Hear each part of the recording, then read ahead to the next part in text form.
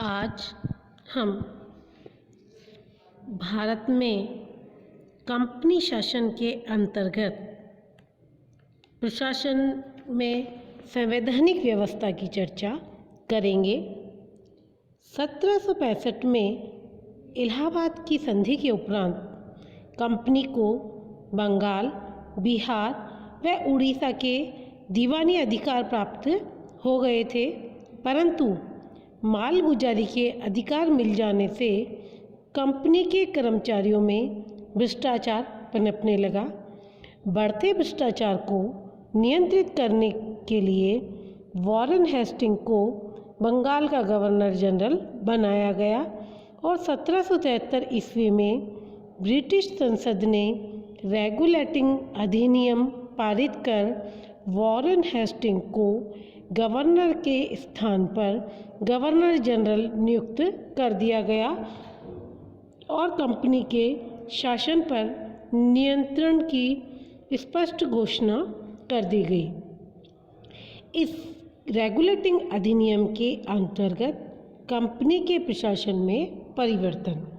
इस अधिनियम के पारित हो जाने से भारतीय शासन व्यवस्था में महत्वपूर्ण परिवर्तन आए।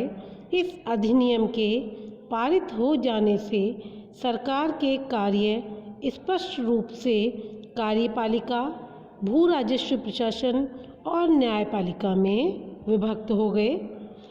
कार्यकारिणी परिषद का विकास पहला बदलाव था। रेगुलेटिंग अधिनियम के अंतर्गत कार्यकारिणी परिषद का जन्म हुआ। बंगाल का गवर्नर ब्रिटिश भारत का गवर्नर जनरल कहलाने लगा तथा अधिकांश विषयों में मद्रास व बम्बई के गवर्नर उसके अधीन हो गए।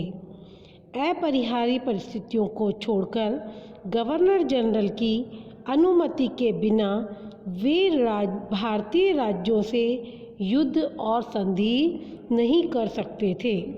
गवर्नर जनरल के परामर्श के लिए 4 सदस्यों की एक गठित समिति का गठन किया गया, जिसके सदस्यों की अवधि 5 वर्ष रखी गई। इस समिति के नियम, अध्यादेश और निर्देश देने का अधिकार यह समिति रखती थी, जिससे कंपनी में उचित व्यवस्था और सिविल प्रशासन स्थापित हो सके।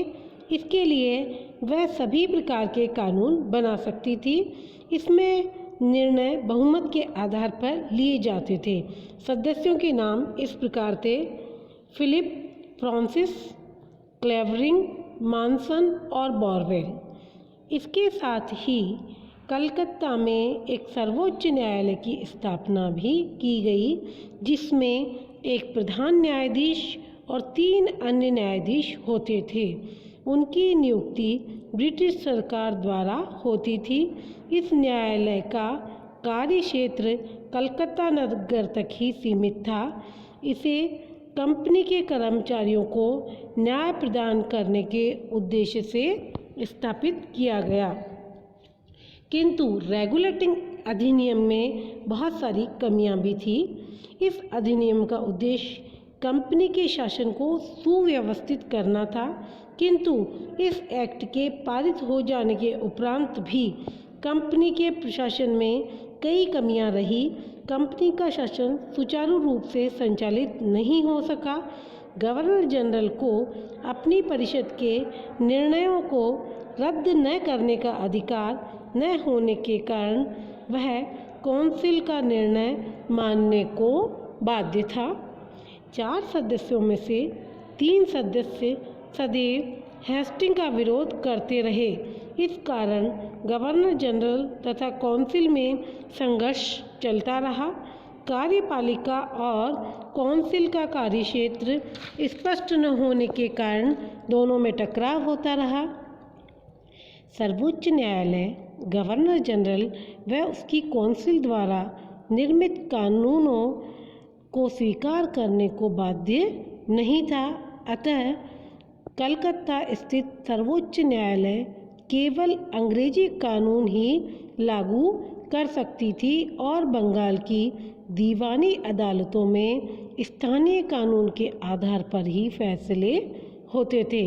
इन कमियों के कारण ही एडमंड बर्क ने ब्रिटिश संसद में इस अधिनियम की आलोचना करते हुए इसे राष्ट्रीय अधिकार में राष्ट्रीय विश्वास तथा स्वाभाविक न्याय में हस्तक्षेप करना बताया है।